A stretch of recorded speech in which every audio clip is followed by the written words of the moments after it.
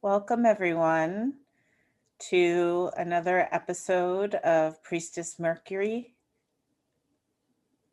And we will begin with grounding the energies and opening and invoking, calling upon the north, the east, the south, the west, earth, air, fire, and water. Mom Gaia, Mother Earth, Father Sky, Mother Sky, and Father Earth. All of our angels, ancestors, and allies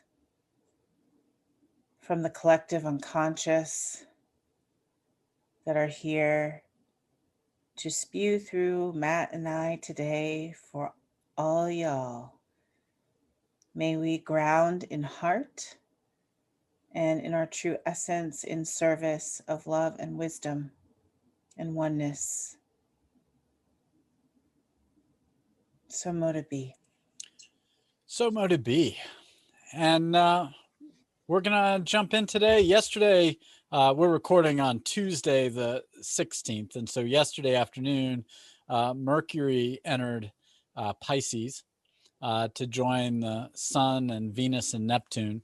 And so we have right now a stellium of planets. They're in the final sign of the zodiac until the solstice, which is coming up shortly. So for a few days, we've got all of this Pisces energy coming at us. And, Pisces being the kind of point at which we finish the journey and return and start over again. It's, one of those signs where things kind of shift and change and bring us in out of one story and into another.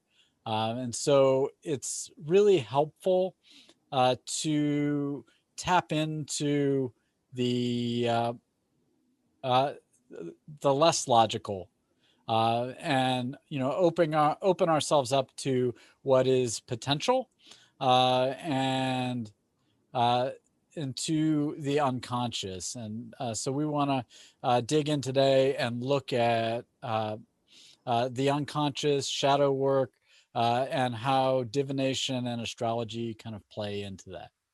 Yeah, we're going to take a deep dive into Pisces. Pisces, the sea, the wild, wild sea. Pisces, the literal sea, where all that crazy life is, the origin of life, and the origin of life on Earth, the sea, the origin of life for us is the collective unconscious. And the collective unconscious is the 12th house in the birth chart. And the 12th house and the collective unconscious is Pisces, is Neptune, all that. And to feel into this aspect of who we are, this aspect of who we are is transpersonal, beyond the self. It is beyond the ego, beyond ego identified. And yet we are completely connected with it. Mm-hmm. We are never this plucked ego that's just like wandering around separate. We're always connected to all of our angels, ancestors, and allies through the bloodline, which is the horizontal, kind of how I see it, the horizontal, and the past lives, which is like the vertical. Like we have a ceaseless journey going on so many levels through the bloodline and the DNA, which makes up a big part of us. I like to call that the dragon. Through the vertical, the soul's journey through all of the very many lives. We also have, you can also look at that 12th house in terms, if you're thinking about it more from an atheist or like nature oriented, would be kind of just being what, like connected and in the symbiosis of nature. Mm-hmm. You can look at it that way as well. Yeah, it's like the source of evolution. The source of evolution. Mm-hmm. Again, that would be like looking at the sea floor almost as metaphor for that. The Mm-hmm. origin, the single cell bacteria, grandma single cell. Mm-hmm. So this is Pisces, and the way that Pisces connects with us, connects to the collective unconscious. So we have, and this is looking through a Jungian or depth psychology lens, we have the ego, the personal shadow, and the collective shadow. Unconscious and shadow are synonymous, and they are having to do with what the ego doesn't see. So our ego, which the metaphor always uses, is like the iceberg coming out of the sea. The part that comes out of the sea is the ego. This is like us talking right now. Everything we're aware of, awareness itself out here is the ego. And then right underneath, the part of the iceberg that's underneath the water is the personal shadow, which would be the eighth house of the chart. And this is where everything that gets suppressed and oppressed and repressed in childhood as our neural pathway forms our ego identity by age 7. That's pretty hardwired. Everything that gets oppressed, repressed, suppressed goes into the personal shadow and throughout your life. So when you won't let yourself feel sad, it goes into the personal shadow. When you unconsciously submerge your artistic talent because you live in a house of lawyers, you grow up in a house of lawyers that don't honor creativity, whatever, it gets suppressed in the shadow. The collective unconscious is the 12th house, way deeper, the collective shadow. And this is where our ancestors live. It's where the pantheons, the gods, the goddesses live, the soul of everything, the soul of earth, the soul of the universe versus the actual literal bodies. Just like our souls live in our bodies, but our souls are way beyond the body, is all living in the collective unconscious, telling a grander tale. The personal shadow tells a little baby tale, like the tale of everything you want, everything bad that happens and good that you hope for, you know, your personal little tale of like my little life. And then the 12th house tells the grand tale, the grand story of humanity, Earth, the galaxy, the universe. That's Pisces. Pisces is the grand tale where we're all connected as one, where all is forgiven and where we let go and surrender, all dies to be reborn into little baby Aries in that first house, which is coming with this spring solstice. So we're about to get squeezed out, all brand new, spanking new, screaming in a few days with the Yeah. solstice. Yeah, in about what 4 to 5 days, will the sun will move into Aries, quickly followed by Venus, and so we'll move out of this Pisces energy and into something a little more active, and a little bit more embodied. But here we're in this moment where we're at one somewhat with consciousness and the universe. And so, you know, we wanted to take today and kind of dig a little into, you know, why we do things like pull cards or runes, or you know, why we, you know, look at these archetypes within the chart as having these kind of multivalent meanings that can show up in different times in your life and in different forms. You know, the dream state. You know, why do we want to engage with these kind of things?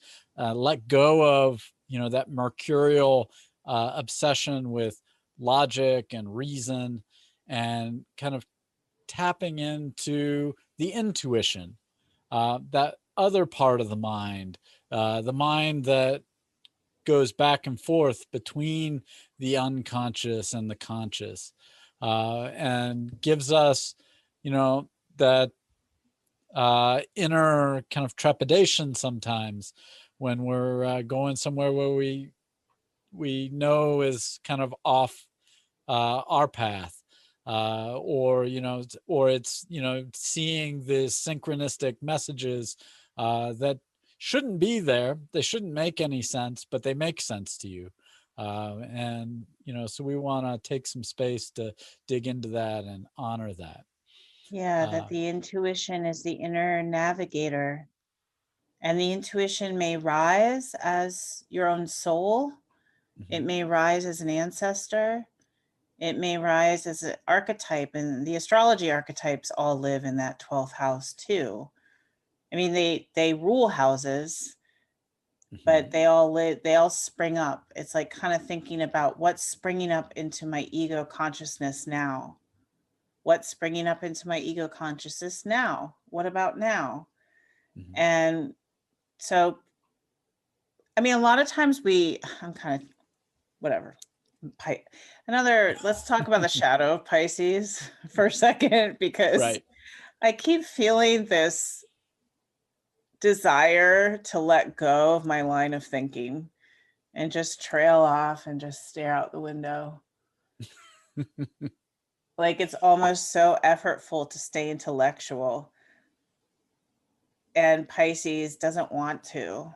And the collective unconscious doesn't want to.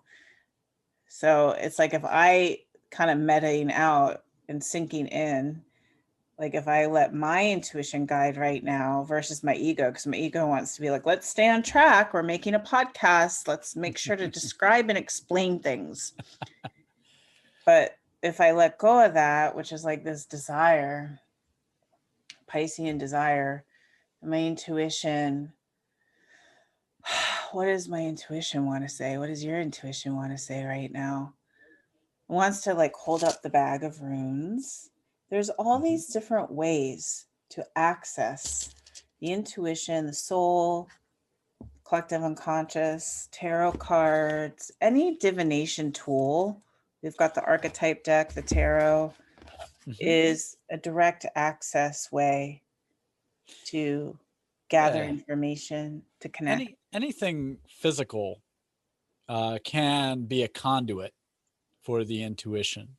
But Uh, it's images though. yeah, but It's the not cards, words. yeah, the cards and the runes, like these things get us out of language and uh, into the space where we have to piece the puzzle together intuitively. Yeah, and And it's through the images, the symbols. That's the Mhm. language of everything beneath ego, of the shadow, is Yeah, images. That's why dreams are direct access also, because they're images. yeah, this is a great time to be keeping a dream journal. Scheduling an appointment with a Jungian analyst and going in and talking about your dreams. I'm going to just give a quick tutorial when Sure. you don't have the money to sign up with a Jungian dream analyst. Have your tarot deck in the morning, pull like this. Everyone in your dream is an aspect of yourself. Who was my mom in my dream last night? Pull. Who was this person I dreamed about last night in my dream? What aspect of me? Pull. What did it represent when I was in the hospital in my dream last night? Pull. And you just pull a card for every person and situation. And Mhm. then you start to piece it together through the feeling of the image. Because when you are looking at images, any image you look at, any image, we can use a system like tarot, but you could have a pack of pictures that you take and print out and laminate and use Mhm. that just as easily. It just needs to be Yeah, symbols and images. And then through the feeling of the images, you start to be able to tell a tale that's bubbling up from the unconscious. And then yeah, what you can do is say, what is the directive of the dream? Because the unconscious is trying to give you a direction. And then you can pull 3 cards. What is the directive of the dream? Sometimes that directive will be a warning. Sometimes it's just letting you know feelings that you didn't know existed. Sometimes it's giving you actual navigational advice. And then you can analyze your own dream. And you can do that too. And here's just another thing. I don't have a single client, myself or anyone I know, that doesn't say, I just I just don't want to wake up in the middle of the night and write down my journal. Or there's always like a reason to not immediately write down the dream. So if that's mhm. just too difficult, If you can in the morning, recall it and say it out loud. That'll help you remember enough Mm-hmm. and get to your tarot deck before it leaves. Mm-hmm. Then it'll. Or even if it did leave, you can go to the tarot deck and ask the tarot deck what the dream was. Yeah, you can use the tarot to recall it. Exactly. And it's such a great way. I did that this morning. I had the most intense dream coming from my ancestors, having to do with some tragic family stuff. And it was just so powerful. I recalled the dream when I woke up and then went right to the tarot in the morning. Going to the tarot in the morning, because the morning would be the time that we're most connected to the collective and personal unconscious, to the shadow. That if you can avoid the phone or just be on it quickly and really use the images. The words are the language of the conscious, and the images are the language of the unconscious. Mm-hmm. And yeah. Yeah, I mean, there is a way to engage with language that is much closer to the images of dreams. But I mean, it does require letting go of the logical. Well, that's the thing, is you look at the image and then you talk. Mm-hmm. Because then the conscious is fleshing out the unconscious. Mm-hmm. So when you look at the image and you're like, I feel like he's relaxed, he's at peace. Mm-hmm. Then you're speaking direct from the unconscious. And this is what I do with clients when we pull tarot. It's not divination. It's let's directly talk to your unconscious. And then I always ask them what they see. What do you see here? And what they see is the most truthful answer, because they're talking to their own unconscious self by looking at the images, no matter what the meaning of the tarot is. This is using tarot, again, more in that depth way than in a divination, although usually winds up being divinatory anyhow. Yeah, I mean, that's the more potent way of dealing with the cards. Yes, it's helpful to know what all of the associations are with the cards. They can give you get your mind to pop to something really fast, but it's not necessary. The card itself, you'll have an association. Your brain and your body and your spirit will go somewhere if you're engaged in the process. And that's the most important part. Trust whatever does come up, regardless. I mean, even if it goes against what that card is supposed to mean, what you're doing is you're setting up an encounter. You're asking whatever you want to call it, source, your inner self, your true self, God, Jesus, whatever.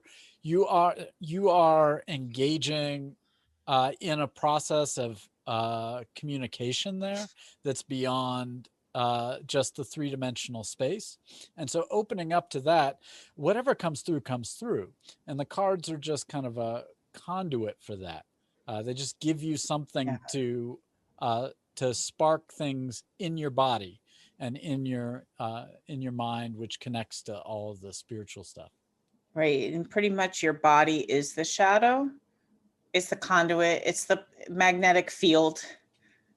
Basically, it's like our bodies look solid, but they're like magnetic fields with many layers transmitting. So they're transmitting the ineffable and the numinous into distinct concepts, ideas, understandings, because that's all we can do as egos. The ego is precious. The ego is what develops when we're little. It's how we be a human. We couldn't be human without ego. Like, that's the part of our mind that's here to be a creature. So everything that we communicate has to be a thing. We have to be able to name it, and we have to be able to put a boundary around it. The stone has to be stone. It can't just be this amorphous, then we're off the planet. Then we're like in our multidimensional light beam bodies. Oh God, I want to go back so bad today. Anyway, Pisces, like, please, this form is too hectic. Anyway, so we have to be able to label, have boundaries around things. So that's the ego. So the body is actually the magnetic field, the translator, like, and by feeling, so the body has all types of feelings. We have physical feelings like, ouch, that's hot. And then we have intuitive feelings like, the hair in the back of my neck's raising. I feel a little wary, Mm-hmm. and we have psychic feelings. Like, I feel like something bad's about to happen. Mm-hmm. We Yeah, have all premonitions. premonition and those are all transmitted through the magnetic field of our bodies. So our bodies are these amazing temples.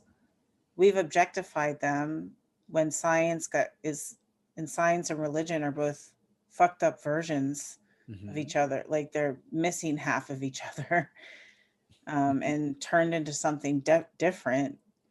But in that merging, which is going to be this age of Aquarius, where the two are going to merge and we'll reach a new level of understanding matter, and like, they won't be separate anymore. But that, I don't know, I forgot. Well, kind of building on that, like some things that are really helpful, and you'll see it in any kind of occult practice. You'll be directed to do things like yoga, uh, where you're bringing the body and the mind kind of together, Oh yeah, so that you so can be more important. sensitive to, what the messages of the body are, what's coming through you, so that, because a lot of times, like, everything gets mediated to us, and the body becomes like, a lot of us don't really, That's what I was most trying of to the get time, to. don't have a material relationship to our bodies, and we kind of zone out, and but For only a material relationship. Yeah, it's either dissociated and all heady and in the mind, mhm, or it's like overly material, like it's this object to perfect, to make the muscle look a certain way, to make, the skin look a certain way. We either over materialize, or we dissociate from it, when really the body is this multi-dimensional magnetic field of brilliance.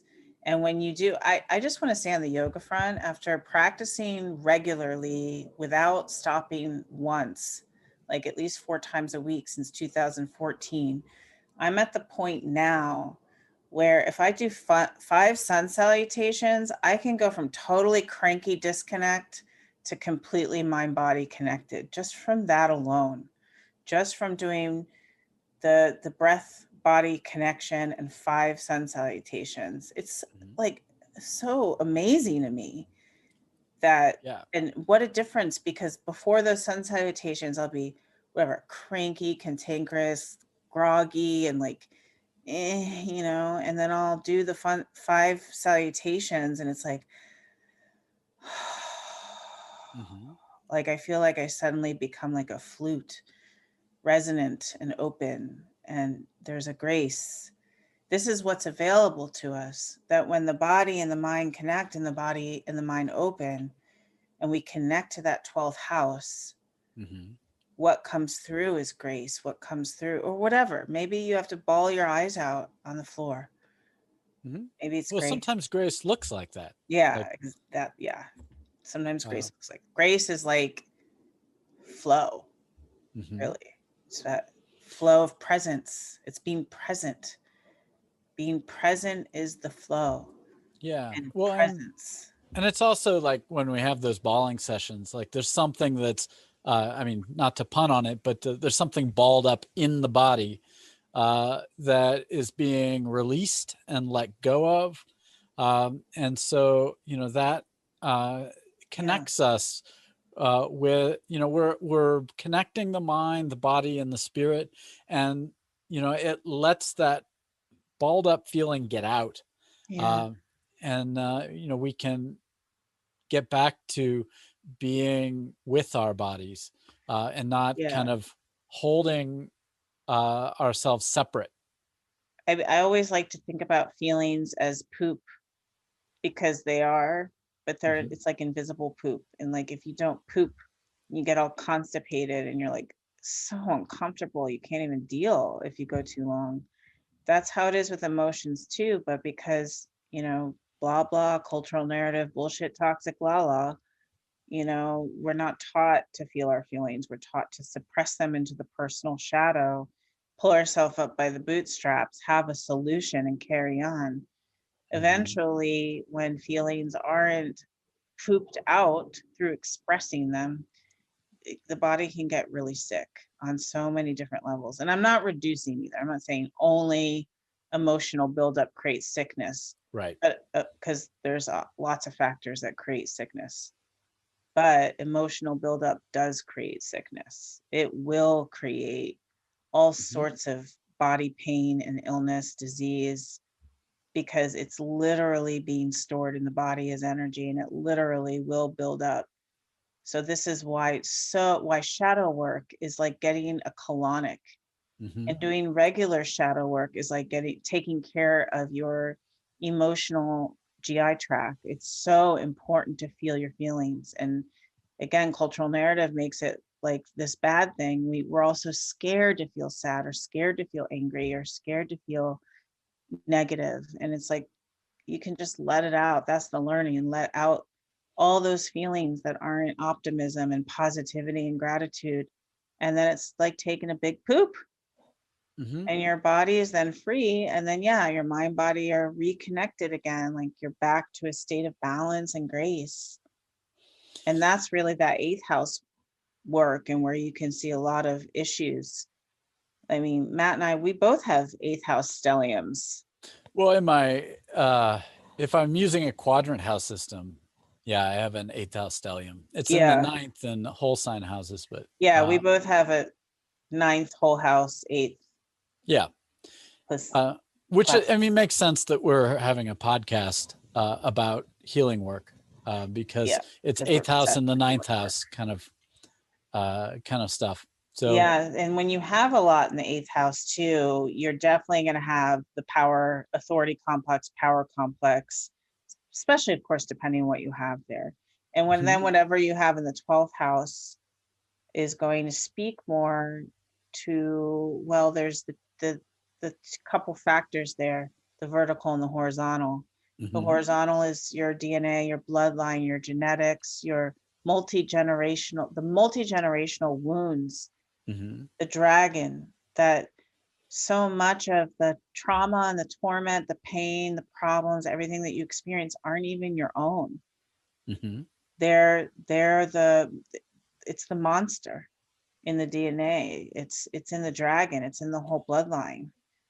Yeah, I mean, we know from epidemiology that trauma does get passed down Yeah, generationally. And exactly. so there are things that you are letting go of that, you know, were, you know, 5, 6 generations back in your Yeah. family. I mean, this is part of the reason why collectively we really do need a large conversation about things So like Laura, slavery and things like this and letting go I of it yeah, because it's so alive for me right now, because there's stuff going on in my family, and I come from Jewish, and I've talked a lot about the feminine bloodline and the suppression of the feminine, Mhm, especially when Judaism went from tribal to Abrahamic religion. The patriarchalness, women no longer had power, and the way that that got passed down, and also the persecution, we're all well aware of that. And that, I always say, there's this tragedy in the bloodline, and there's a lot of heaviness. And the women in my family, including me, we all have health, we all have autoimmune, there's cancer, there's autoimmune, and it comes through the body. It also comes through the emotions. I'm not going to get into that part of it because it's too personal for the podcast, but it mhm, definitely comes through the emotional as well, and the personality. We've titled it, to given it a name and externalize it to help. There's ways to heal, but like being able to name it, and mhm. like I am so in touch with that this morning as stuff goes down, and just really feeling like, wow, this is a multi-generational thing, a multi-generational disease, multi-generational wound, in the way that the body and the mind intersect, mind body connection, and that disease in the body and disease in the mind are not, they're always together to some degree, and that is the 12th house. That's Right. what you're dealing with with the horizontal. And also gifts. There's the wounds and then there's the gifts. You might have a super psychic gift that goes generations back. You might have an artistic gift going back to like a grandparent, great, great, great. So gifts and wounds equal both, in that horizontal. Yeah, and sometimes the wound is the gift. Yeah, that's the most Pisces. If you look up Pisces in the dictionary, I think that should be the wound is the gift. The wound is the gift. I mean, and not from this like turn that frown upside down place. Right. Because tragedy sucks and pain is difficult. And yet at the same time that exists for the ego, which is just as precious and valid from a soul level, we learn unconditional love, we learn forgiveness, we learn resilience, we learn tolerance, we learn all these beautiful lessons and ways of being from traversing through pain and tragedy. Pisces knows this. Yeah. And along with that, the 12th house, like it has these traditional associations with prisons and asylums, but it also, this is where we would see places like hospitals, places where you have to go and put yourself away to be Convalesce. healed. Yeah. Yeah. And that could be like the physicalized version is the prison, the hospital, and the shadow side, that when you're not healing, you might wind up in a psych ward when too much tragedy happens. When you're not healing, you might end up in a hospital till death or not. I mean, even when you are healing, sometimes Even you when might you are wind up. healing. Thank you, Matt. Thank you. Thank you. That's a really good call, because healing doesn't necessarily provide a result that keeps you away from the psych ward, the hospital. Yeah, that's the lesson of the 12th house, Right. is that sometimes the painful thing is the thing that'll heal us. And it's, opening yourself up to the harder and the harsher parts of life in order to surrender to where things are going and that you're not in control Surrender. of it. Right. That's major 12th house, surrender and letting go of control, the helplessness of the shadow aspect of that. And that the shadow of Pisces really is that there's delusion, self-sabotage, addiction, escapism, and tragedy that ends in tragedy. And the light of the Pisces would be more that healing, the healing that brings the result. Like you heal from the cancer, you heal from rape, childhood sexual abuse, whatever, like you heal from it. But some people don't heal from it. Right. And that karma that can go in either direction isn't personal. That's a huge lesson of Pisces in the 12th house, that it may be your karma to have some aspect of your life or your life itself end tragically, and it's not your fault. You didn't make it happen. You didn't Right. make, cancer happen. You didn't make sexual abuse happen. You didn't make mental illness happen. You didn't make your whole life being under the oppression of the white man happen. I mean, like there's so much tragedy that isn't your fault, that never will be your fault, that the ego always wants to think I did it. It's, think when you think ego, think of under age 7, because that's where we all get hardwired. So that Yeah. kind of line of thinking of a child, like, Well, well, yeah. if And the mom and 12th. dad are divorcing, it must be me. Yeah, because like the 12th house is that part of the sky that's also just above the horizon. And when things are there that you can't see them. So there's, you know, that's a lot like what's happening when we're first born. You know, we're come into the world, but the things in our life, like, we have no control over them, we can't see them, but they're shaping us. They're putting this imprint on us, and you know, we will feel the effects of them. And from a spiritual point of view, it's like your dharma and your karma. That from what Pisces understands from a spiritual point of view, if this resonates with you, if not, toss it out, no biggie. Is that that you might be in a lifetime where you're meant to be the offender, or where you're meant to die from a murder, or where you're, you know, there's a meant to be-ness that's not excusing it and saying, let's not learn from the mistake, because that's the paradox of it, is like Hmm. the healing is another layer.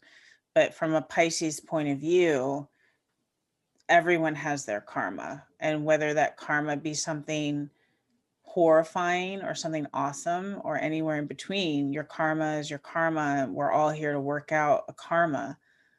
And again, if, you know, toss it out if it doesn't resonate, but that's Earth school, that this plane of existence is like a school. Hmm. And I want to emphasize there, because I think that was really great. But you know, we're all here to work this out. It isn't Yeah. just that I'm working this out, or you're working this out, Michelle, but that we're all here working this out together. Yeah. We're, And yeah. that's a hard lesson That we're not sometimes. separate. Hmm. That's why, because we are, everything that you do affects me, everything I do affects you, with everything and everyone.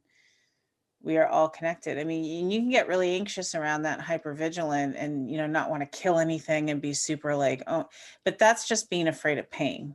Hmm. It's like getting used to pain, building tolerance around pain, tears, frustration, tragedy, endings, like the circle of life here on earth, pain and pleasure, dark and light, Right. all of it is sacred. And you know, when you really get down to it, there is no way for you to live and not destroy some type of life. Your body converts things Right. into energy, and you are, you and all of nature, like, everything is turning over into itself. Uh, there, you know, Birth, life, death, rebirth. Birth, life, death, rebirth, which is Sanamata, right? There's a satanama. Yeah. Satanama. There's a, I'm The touching my, chant with the planets as the fingers as the planets, the yeah, you, mudra. right, Yeah. the mudra, you touch your thumb to your first finger, to your second finger, to your ring finger, to your pinky, which is Jupiter, Saturn, Hmm. Venus, and Mercury. Uh, Satanama. uh, Satanama. yeah, I'm blanking on it right now, but yeah, I Thank think you, that's right. Mercury. Yeah, and when you do that, it tones into your body, because remember, the body is the magnetic field, which is why mudras are Mhm. powerful. That it's like helping you, and this is very Pisces, Satanama, surrendering to the cycle of life, the circle of life. All life creates death, all death creates life. We are Mhm. here for a limited time only, with our eyes open. Yeah, that's a great practice too. It's one I've done a number of times. Maybe I'll go for 30 days where in the morning I'll there, you can look it up on YouTube as the Kirtan Kriya. Uh, so spelled with Kirtan, and it'll play along with it, and you can chant. It usually has you do out loud for a while, and then whisper for a while, and then do it silently for a while. But you're doing this mudra all the way through. It can be a really grounding. You're basically touching in with that cycle of life of the universe, and it can, Connecting. yeah, it can really Speaking help you with that letting go. speaking of, I feel like let's make a big beeline and pull some cards or pull a rune before we run out of time. Yeah, I think that's a great idea. Let's maybe start with you know, pulling maybe pulling a card. What we should probably come up with a question, because, and this is helpful too when you're coming to the deck.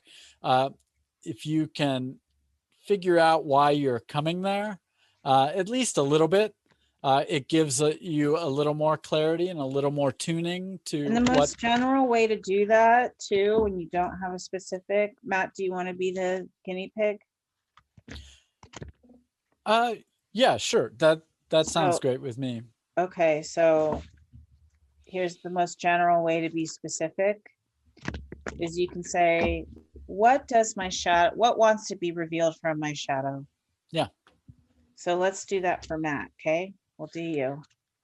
What wants to be revealed from Matt's shadow? I'm gonna pull 3 cards and hold them up together. I always pull in 3s, always. 3 is a great, I mean, because you get like it's a great. Well, the number 3 in numerology is about expansion beyond the union of two, so it can give us, give you a great message Okay, let's combination. take a look. So for those who aren't watching, we've got the 4 of Wands, the moon in the middle, not monkey, the moon, Hmm. and the Queen of Pentacles on the other side. So the moon is sandwiched between the King of Pentacles and the 4 of Wands. So Matt, what do you see in these just by looking at the images without your knowledge of what tarot, the meanings are?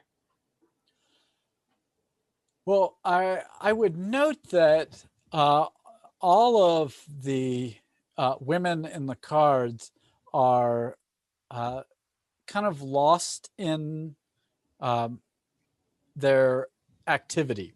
So they're kind of uh, being caught up in the moment, whether it's the women dancing in the 4 of Wands, or the woman that's fallen into the sea, the Piscean Sea, and seeing the moon up there, uh, or the woman who's kind of resting on and her pentacle. Did you say that's the Queen of Pentacles? Yeah. Okay. Yeah. Who, is trusting and kind of feeling that magical energy of the pentacle, the earth object there. Uh, so they're all kind of tapping into something interior. I want to jump in and say, as you say, they're all these women in the moment, essentially. Hmm. I'm thinking about that juxtaposing your ego, because this is what's in your shadow and how structured your ego is right now as you're on the job hunt and you're, you know, doing what egos do and executive functioning and trying to get the ducks in the row and the things accomplished.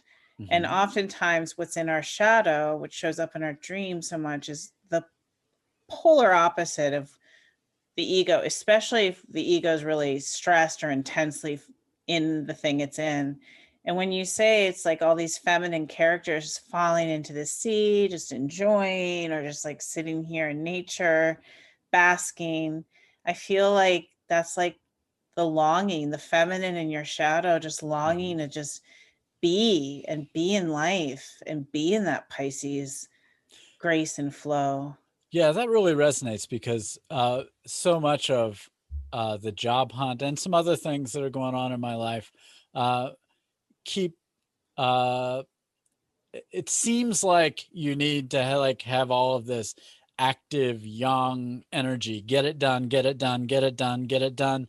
But so much I find that when I do just kind of let go and get into the zone a little bit and not fret so much about meeting the quantity of activity that's necessary, that things tend to come to me and tend to work themselves out. But when I get in that hyperactive, have to, submit 6 applications today, it doesn't end well. I don't usually Yeah, this feel good about what I've done. And in fact, some of the time I plan to do like 12 applications and then I wind up laying down for a good chunk of the day because I just, like the woman in the moon card there. It's just my body just is like, no, take it slow, And I have ADHD, so that is part of what's going on for me. Is that when my mind gets in this super logical mode, it starts to shut down because there's so much that it's weaving in and out of, that the filters don't work, and then I just get exhausted. I feel these two aspects you're speaking of here. Um, one is, can the feminine, okay, so just that in your shadow is a lot of suppressed feminine energy when the Right. masculine is on overdrive due to which is, I'm going to use the example because we're all the same. Hmm. So that the masculine, the ego is too rooted in masculine because we live in a too rooted in the masculine world. So we're Hmm. all too masculine. And that it's like, okay, got to do 6 applications, got to do more, got to get it. And there's all this fear, and there's all this like pull yourself up by the bootstraps and be productive, and that whole narrative that's suppressing the feminine. And that the two tracks I feel as you're sharing this is, one, if you let the feminine out through the job hunt, things will come to you because it opens the door for divine synchronicity. Again, our bodies are magnetic fields. Everything is connected all the time.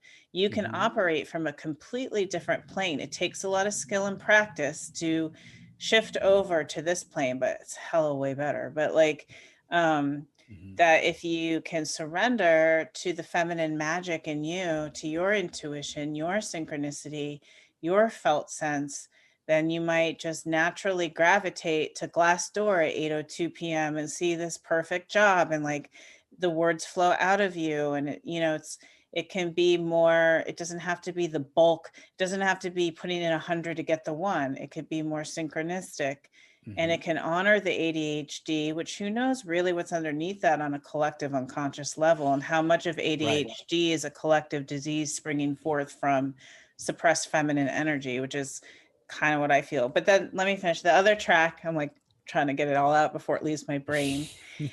Is how the feminine also just needs to like chill the fuck out. Hmm. Like, I just want to stick you in the park or stick you by the sea.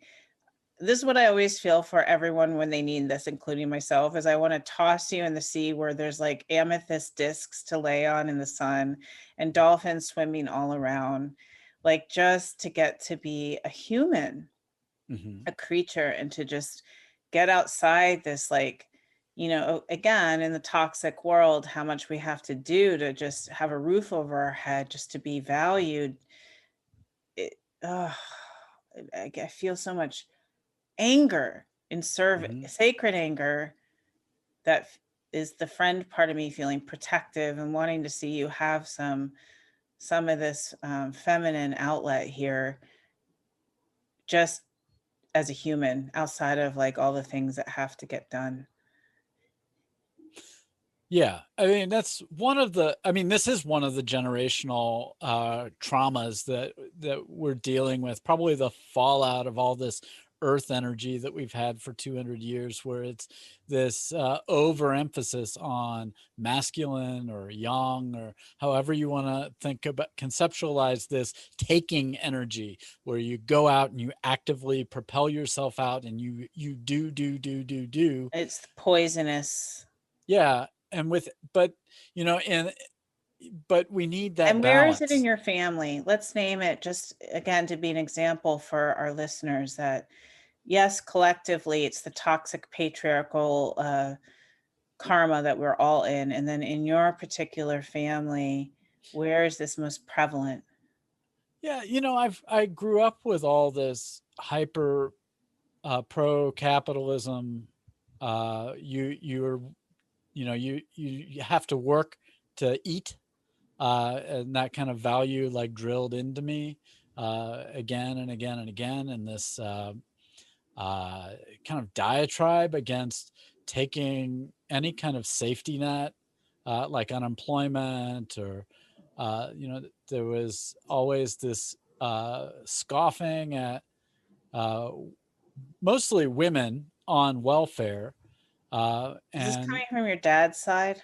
yeah, Yeah. Well, yeah, and well, I mean, I know we're all of it. all under it, every Yeah, side, it's everyone. America. It's partially America, It's but it's America, but just trying to get a little specific. I'm just like, what am I feeling? I'm just feeling like this specific. Is this the dad wound? You know, because you can name it that when you're going into the 12th house. You can name it the dad wound, the mom wound. You just kind of get like the way that they can come through differently. I don't want to say that's what it is for you. I'm more just trying to, for our listeners, give yeah. I mean, examples.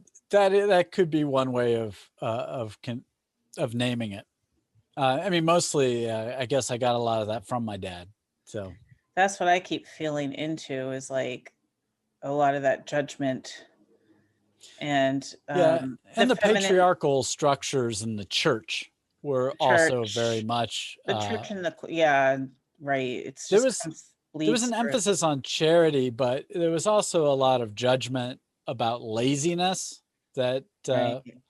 was very that made it very hard to deal with in terms of being someone who struggles with executive functioning, like I just forgetting things and not having And ultimately, structures in place. yeah, like ultimately underneath these specific examples, what I keep feeling as I look in these pictures is I'm not seen. Hmm. I'm Yeah. drowning. Nobody sees. I'm drowning in the sea. And this is like, this being seen is like the joy. I mean, in this picture, for those just listening, it's like these two women at a carnival just dancing in happiness. You know, they're Mhm. celebrated. Yeah. They're celebrating and they're celebrated. Who in your upbringing celebrated you? Who saw you?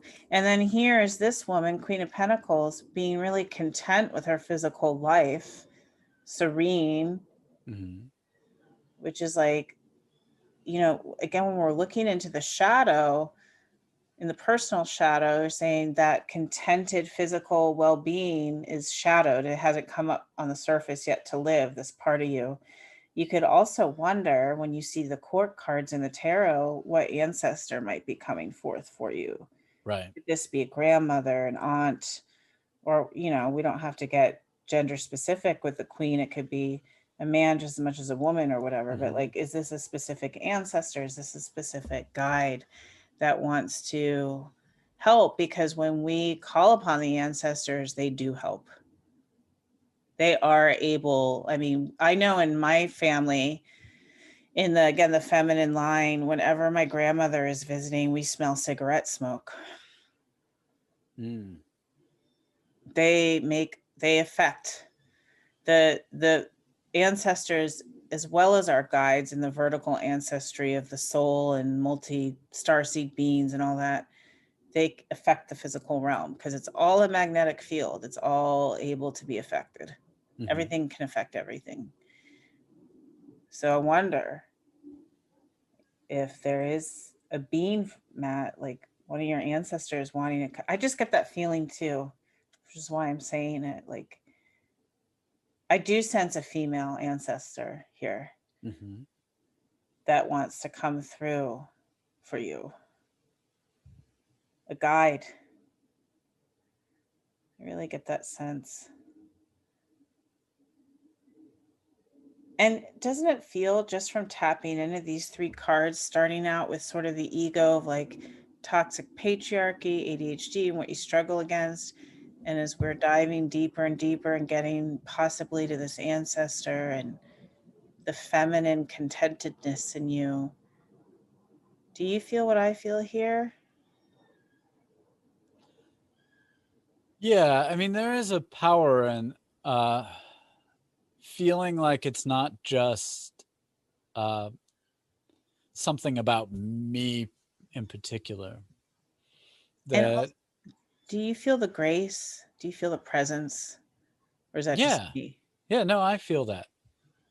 Like, I really feel like, right. And I don't want to dismiss what you said, because yes, it's not just you. We're all in the same freaking boat over and over again with this 12th house awareness. It's just kind of which archetypal specific of the boat are you, same boat are you in? And then just this sense of grace. Like you're supported. Mm-hmm. You're supported so deeply. Yeah. And that's, as I think about that, I think about the women in my family that, when I did need help, Yeah, is this your have come through. mom? Mom, maybe my grandmother, Grandma? I mhm, know, I feel them with you. yeah. Yeah. I mean, even most recently, like, my grandmother was able to help out, even though she passed away, that I was able to get some help in terms of like, uh, having an extra cushion through this unemployment period that I Yeah. got from her. So, Yeah, some physical help. And I feel her spirit too. And it's when we pass out of the body, when we step out of the body and dump the human cloak. Ugh, can't wait to do that. Um, the grace of our own being, of our own soul presence, it comes so alive for those who stay awake in the crossover. And a lot of people sleep when they cross over. But mhm, for those who stay awake when they cross over, can bring such, like, I'm just getting this sense of your grandmother, I think more than your mom, mhm, having this warmth and nurturing. And now that I really tap in this 12th house, I feel like that's the same warmth and nurturing that you have.